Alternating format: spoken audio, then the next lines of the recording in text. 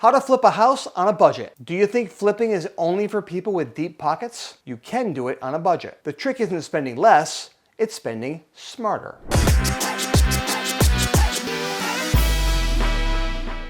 In this video, I'll show you how to flip a house on a tight budget without cutting corners that cost you later. In this video, you'll learn how to manage costs strategically so you can flip even if you're starting small.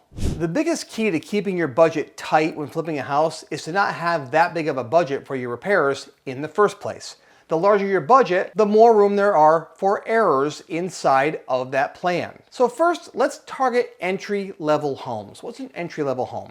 It's a home that a first-time home buyer would buy. That's where you should put most of your effort when you're starting out. Frankly, 20 years later, that's exactly where we put most of our effort too. Another reason is that buyer's pool never dries up. People grow up, they move out of their parents' home, they get married, they have kids, their family gets bigger, and they're always wanting to buy that first home. And the American dream is still alive and well in wanting to own a home. So that's a secondary note to why you should spend time there, but that's a good reason to spend time in the first-time home buyer market. Plus, they're usually buying smaller homes. By smaller, I mean anywhere from 1,000 square feet to maybe 1,500 to 1,800 square feet. The smaller the square footage, the smaller your budget is going to be, and the more easy it is to manage. Those same homes usually have a lower purchase price, which means you're borrowing less money, which means overall it's a lower risk to you.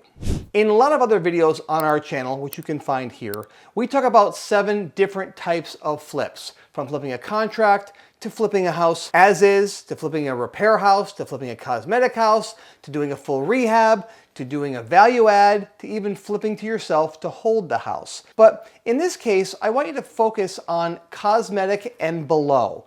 Everything above cosmetic is full renovation and value add.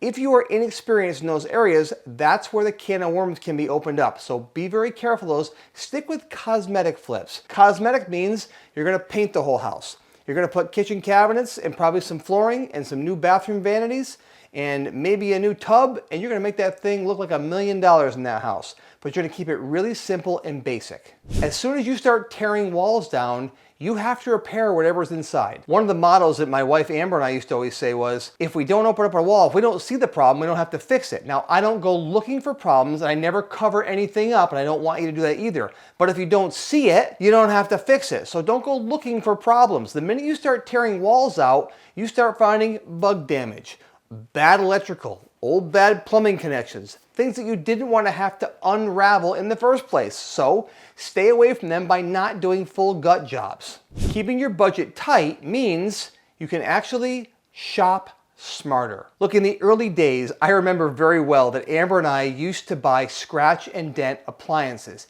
They were new, but we'd find one that had a scratch and dent on the side that was buried in the cabinet or in the back against the wall so people couldn't see it. And we found a gentleman one time that was his business. He would go out and find scratch and dent appliances and sell them for 10 cents on the dollar, 20 cents on the dollar. And we got great deals for those. This was a strange guy that had a goat living in his house. I'm pretty sure he was a crackhead. But we got our appliances there and he would deliver them and it worked for us.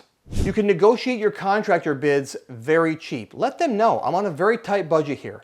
If you can make it work on this deal, I'm going to have more business for you, but I need you to meet me at this budget on this job. How can we get the number to be here? Don't say I have to have my number here. Say how I have to have it to make this deal work and to hire you. How can we make this deal work at this number? And see if you can negotiate that bid lower. When you're buying materials, Home Depot is always a great option. Look for specials, look for deals, but maybe you can go to a surplus store. And it may not be the exact kitchen vanity that you want. It may not be the exact countertop that you want. But if you're buying it at a surplus store where you can buy it for 50 cents on the dollar, that's a way to save money and still make your flip look great. Caution here, new buyers can smell cheap. So be very careful at where you put your dollars. Remember, kitchens and bathrooms sell houses. Inside your house, even though you're on a budget, I want you to focus on the highest ROI or return on investment areas of your flip. The one thing that we really carved a name for ourselves back 20 years ago was that we would take a home that would sell for $150,000, and my wife is an amazing designer. She would make it feel like a $300,000 house, and here's how she'd do it. We would buy light fixtures from Home Depot that were plastic, but looked like metal. They're on the ceiling, No one checks them. In our home right now, we have these beautiful beams that go across the ceiling. They're foam. There's ways you can get a look for things that look very expensive, but they're not that expensive in reality. So find areas of the home that you can find things like vanities that are on sale. I remember back in the day, we found a deal at Home Depot with these beautiful ornate vanities for bathrooms. Home Depot said, if you buy 3, we'll let you have them for $50 each. These were normally $800 vanities, but they were on a clearance and they had to get rid of them. And we said, come again? And I remember buying all 3 of those for $150. Now we used them on the subsequent flips that we did, but those bathrooms looked rich.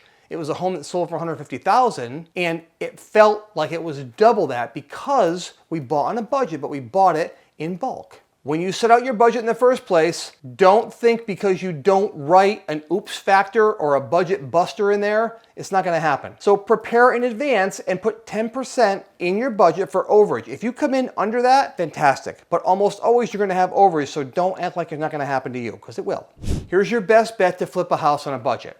And the reason you wanna flip a house on a budget is frankly because you wanna make as much money as you can on the profit, right? Well, really where that comes into play is when you buy the house. As a real estate investor, we make our money when we buy. We realize that money, or we cash the check, when we sell the house. Because the house only sells for what the market says it'll sell for. We buy it for however low we can negotiate it. And the lower we negotiate, the more we protect our downside and increase our profits if we do it correctly. And this will alleviate the pressure of having to flip on a budget. If you are flipping on a budget, you need to be laser focused on the right properties. Go watch the next video, the crucial step new investors always miss to build your buy box correctly so you don't waste limited funds on the wrong deal. The link is right here in the description below. Click it now.